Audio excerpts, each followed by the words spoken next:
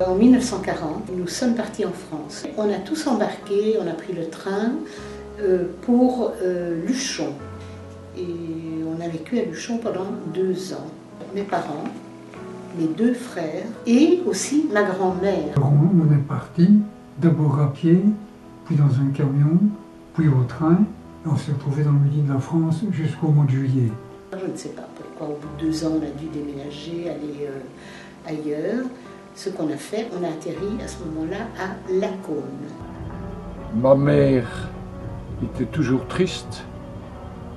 Elle avait 3 de ses frères qui avaient fait la guerre. Mon père, prisonnier aussi. Après sa captivité. Et puis un beau jour, disons un très mauvais jour au contraire, on est venu frapper à notre porte.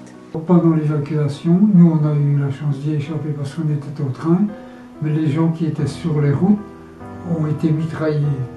De civils qui ne faisaient rien, quoi. Hein. Ma maman avait caché mon frère dans une armoire. Elle repoussait ce que je croyais être les Allemands, qui étaient peut-être les Allemands ou les Français, mais elle les repoussait, ne voulait pas les laisser entrer, mais évidemment, elle n'a pas pu lutter contre les hommes armés.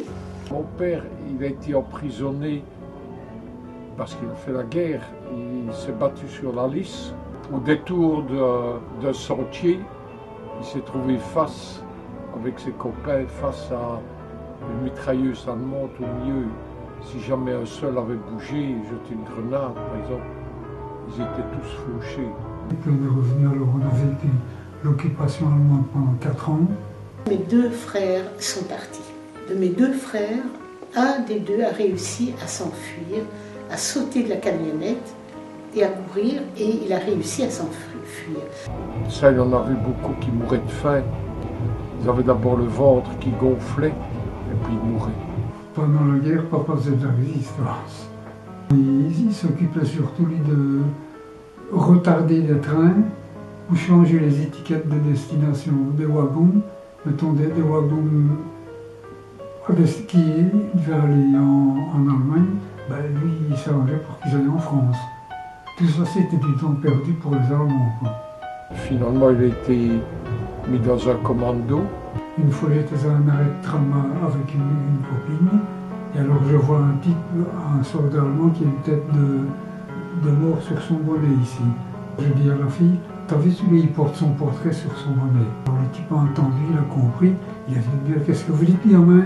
Ben je dis je fais remarquer à mademoiselle que comme vous avez une tête de mort sur votre bonnet, vous faites partie des SS. Et il m'entraîne dans l'entrée d'un garage où l'étalage faisait un peu miroir. Alors là j'ai cru qu'il allait me tuer parce qu'on les connaissait de réputation. Il dit, regardez, qui de nous dire la plus belle tête de mort, il dit. Alors moi je n'ai pas répondu, alors il m'a flanqué une gifle et puis il m'a dit, bon, maintenant allez vous promener à la pluie. Quand très malade, on leur avait passé des désinfectants, etc. sur eux, hein, parce qu'il y avait des tas de maladies dans les camps. Ce sont les cartes postales que nous avons reçues de mon frère Théo, qui a été déporté. Dans toutes ces cartes, il a toujours dit que tout allait très bien, qu'il espère que nous allions bien, surtout on ne s'inquiète pas, qu'on se retrouvera bientôt, etc., etc. Il voulait nous donner du courage, mais lui vivait déjà dans autre chose qui nous faisait ignorer. On ne posait pas de questions, on vivait comme ça, heureux de vivre, tout simplement.